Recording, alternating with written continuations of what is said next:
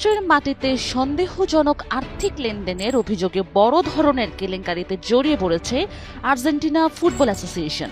মাঠের বাইরে তৈরি হয় বিতর্ক খতিয়ে দেখছে মার্কিন গোয়েন্দা সংস্থা এফবিআই। স্প্যানিশ সংবাদ মাধ্যম মার্কা ও আর্জেন্টিনার দৈনিক লা নাসিওনের প্রতিবেদনে এ তথ্য উঠে এসেছে।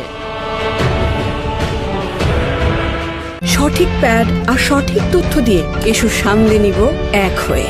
Mona Lisa sanitary napkin. প্রতিবেদনের তথ্য অনুযায়ী এএফএ সভাপতি ক্লাউডিও তাপিয়ার নেতৃত্বে যুক্তরাষ্ট্রের প্রায় $300 মিলিয়ন সন্দেহজনক লেনদেনের অভিযোগ উঠেছে।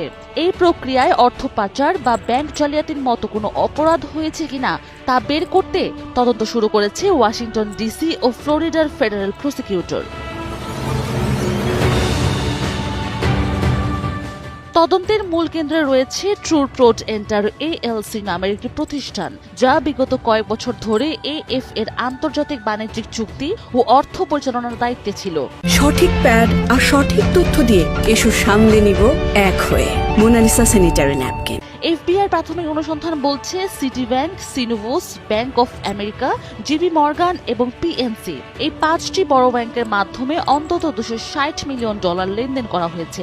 এর মধ্যে $57 মিলিয়ন পাঠানো হয়েছে এমন কিছু নাম সর্বস্ব কোম্পানিতে যাদের কোনো বৈধ অস্তিত্ব নেই। এই আর্থিক অনিয়মের বিরুদ্ধে অভিযোগকারী ব্যবসায়ী গুইলার মোতোফিনি ইতোমধ্যে এফবিআইয়ের কাছে নিজে জবানবন্দি দিয়েছেন। পাশাপাশি এই রহস্যময় লেনদেনের বিষয়ে জিজ্ঞাসাবাদের জন্য আর্জেন্টিনার প্রেসিডেন্ট হাভিয়ের মিলের সরকারের সাবেক কর্মকর্তাদেরও তলব করা হতে পারে বলে জানা গেছে।